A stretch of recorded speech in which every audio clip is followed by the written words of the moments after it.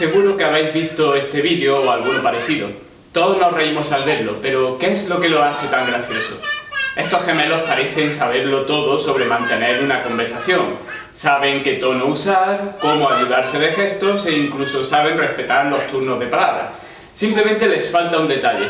Todavía no han entendido que deben pronunciar palabras. Pero es cuestión de tiempo, lo aprenderán muy pronto.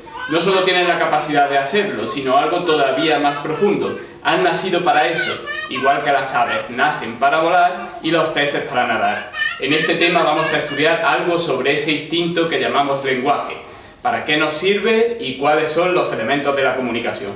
Bienvenidos a Lecciones de Lengua y Literatura.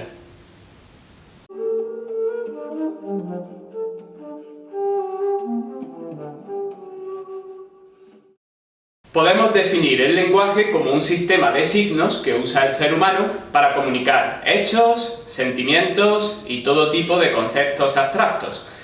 Por ejemplo, ante un gol de nuestro equipo podemos referirnos al hecho objetivo de que ha entrado por la escuadra, podemos referirnos a la emoción de alegría que nos produce ese gol, o podemos referirnos a un concepto abstracto como la táctica defensiva que deberíamos aplicar para conservar ese marcador a favor.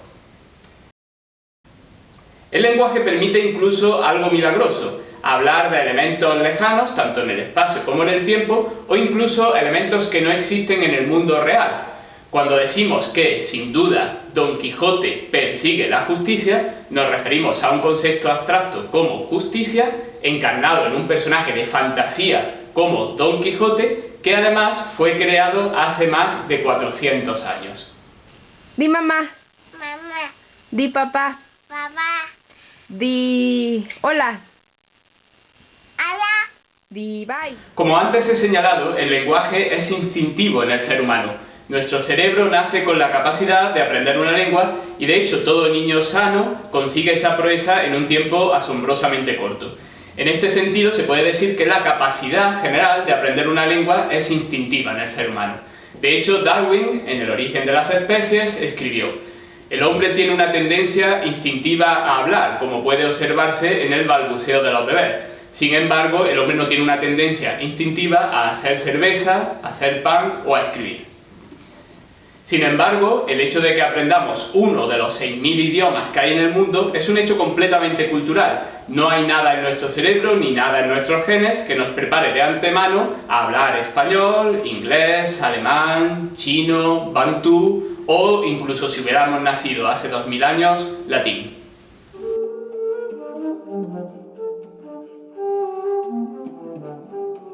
Cuando usamos el lenguaje siempre lo hacemos con una intención determinada, es decir, siempre lo hacemos con una función. Para entender la variedad de funciones que puede cumplir el lenguaje, hagamos el siguiente ejercicio. Pensemos en una frase simple como esta: Juan le dijo algo a Luisa.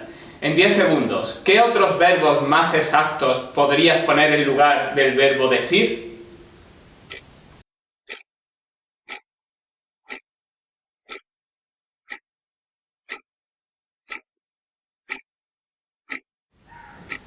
Aquí tenéis unas cuantas respuestas: aconsejar, contar, convencer, reclamar, amenazar, sugerir, charlar, susurrar, recitar y muchas más. En este tema vamos a estudiar 6 funciones del lenguaje divididas en 2 bloques. En primer lugar, la función representativa, la función expresiva y la función apelativa. Y luego más adelante, en un segundo bloque, estudiaremos la función metalingüística, la función poética y la función fática. La primera de las funciones, la función representativa, sirve para hablar de la realidad de una manera objetiva. Expresa datos sobre la realidad sin introducir opiniones o sentimientos. Por ejemplo, en un libro de texto acerca de química, podemos esperar frases como el cobre es un metal o el oxígeno es el 8º elemento de la tabla periódica. Sin embargo, no tendrían cabida en la función representativa frases del tipo el oro es más bonito que la plata o no soporto el olor del azufre, por mucho que esas frases hablen también a su modo de elementos químicos. Estas frases que acabamos de nombrar entrarían dentro de la segunda de las funciones, que sería la función expresiva. La función expresiva se usa para mostrar emociones, deseos u opiniones, es decir, tiene un carácter eminentemente subjetivo. Si planteamos un hecho objetivo, es decir, en función representativa, como he sacado un 9 en el examen, pues sobre ese hecho se podrían decir diversas frases en función expresiva. Por ejemplo, podríamos expresar deseos, como ojalá saque un 9 en el examen, o podríamos expresar opiniones que podrían cambiar de persona a persona. La mayoría de los alumnos estarían muy contentos de tener una nota como esa, como podemos ver aquí. Sin embargo, quizás un alumno muy perfeccionista pues se pueda mostrar perfectamente decepcionado por un 9. La tercera función, la función apelativa, tiene como objetivo influir en el receptor, es decir, la persona que lee o escucha el mensaje. Puede intentar alterar su pensamiento, su comportamiento o ambos. Un mensaje electoral, una petición de mano o un hecho tan simple como pedir algo en la mesa, todos ellos pueden ser ejemplos de función apelativa. Antes de pasar a la siguiente sección, os planteo el siguiente ejercicio. Intenta recordar, en la medida de lo posible, el siguiente poema. Es una conocida fábula de Samaniego. Ten en cuenta que más adelante te preguntaremos por él. A un panal de rica miel 2000 moscas acudieron, que por golosas murieron presas de patas en él. Otra dentro de un pastel enterró su golosina. Así, si bien se examina, los humanos corazones perecen en las prisiones del vicio que los domina.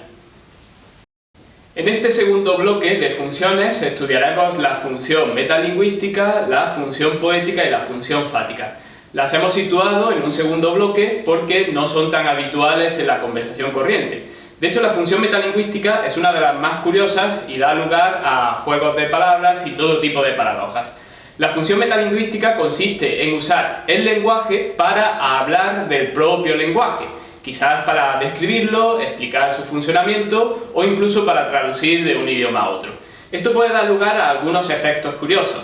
Por ejemplo, podríamos comprobar, para nuestra sorpresa, que un pequeño pueblo de Soria llamado Estepa de San Juan es más grande que la capital de España, Madrid, por el simple hecho, y colocamos comillas, de que tiene más letras. Para comprender mejor qué es la función metalingüística, podríamos plantear incluso preguntas como esta. ¿Puedes encontrar amor en el diccionario? Bueno, todo ello depende si lo vemos de manera metalingüística o no. Y ahora debemos parar un momento. ¿Recordáis el ejercicio anterior? ¿Seríais capaces de volver a decir la fábula de Samaniego? O al menos, ¿podríais explicar de qué va? Lo más normal es que recuerdes que la fábula contaba la historia de unas moscas y un pastel, e incluso si has estado bastante atento, puede que recuerdes la moraleja acerca de los vicios humanos. Pero a no ser que tengas muy buena memoria o que conocieras el poema de antemano, es poco probable que puedas recitarlo con exactitud. Pero para que el poema suene bien, con su ritmo y con su rima, es necesario repetirlo tal cual, no comentarlo por encima. Eso es lo que llamamos función poética. Consiste en hacer arte con el lenguaje, igual que la música consiste en hacer arte con el sonido o la pintura consiste en hacer arte con el color. Y por eso exige que el mensaje se conserve de manera literal, es decir, palabra por palabra. Por último, para cerrar este bloque de las funciones del lenguaje, tenemos la función fática, que consiste simplemente en comprobar el funcionamiento del canal. Es decir, si el mensaje está llegando en buenas condiciones al receptor y si está siendo comprendido.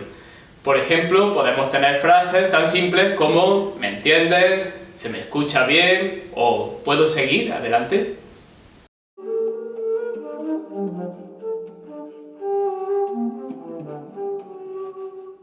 En este apartado vamos a desarrollar un esquema con los 6 elementos necesarios para que haya comunicación.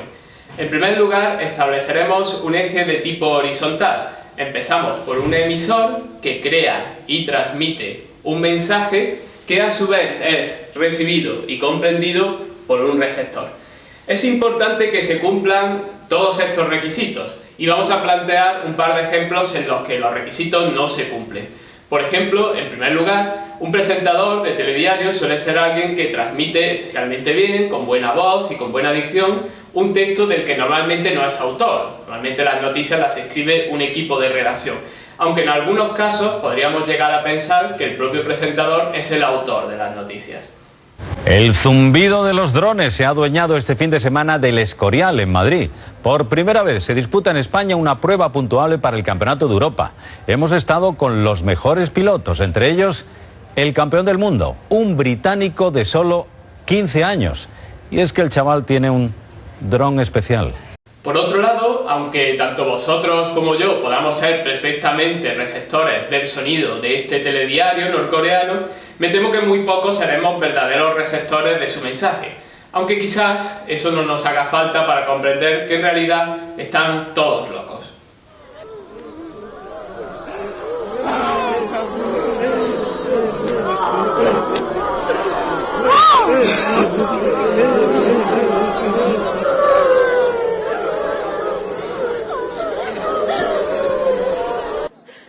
슬픔을 연기로 바꿔서 김윤대장 김정은 대장 동지를 더 잘 모시겠습니다. A continuación pasaremos al eje vertical y de hecho lo mejor será que me retire para dejar sitio.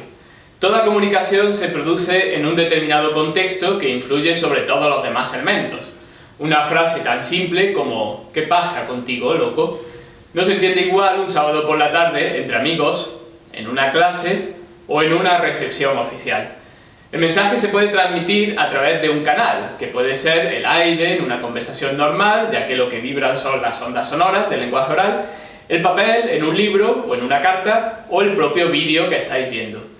Por último, el mensaje tiene que estar construido mediante un código, que comprendan tanto el emisor como el receptor, ya sea el idioma español o incluso el lenguaje de signos.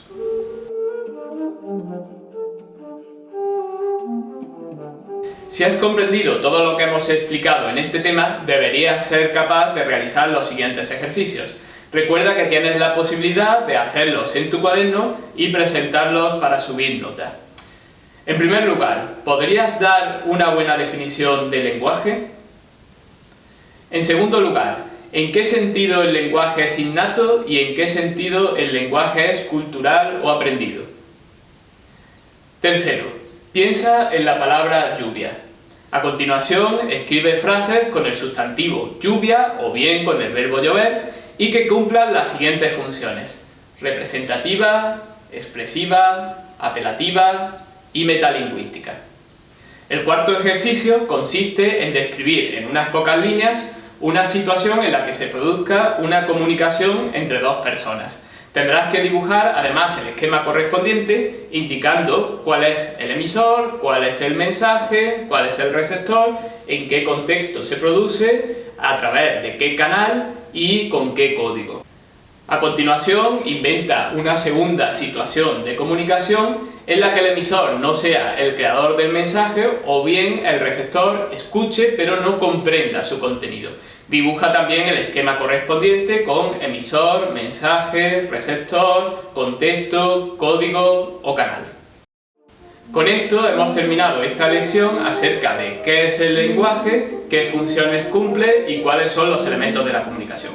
En la información del vídeo más abajo podéis encontrar el enlace a la presentación de clase correspondiente con más teoría y ejercicios.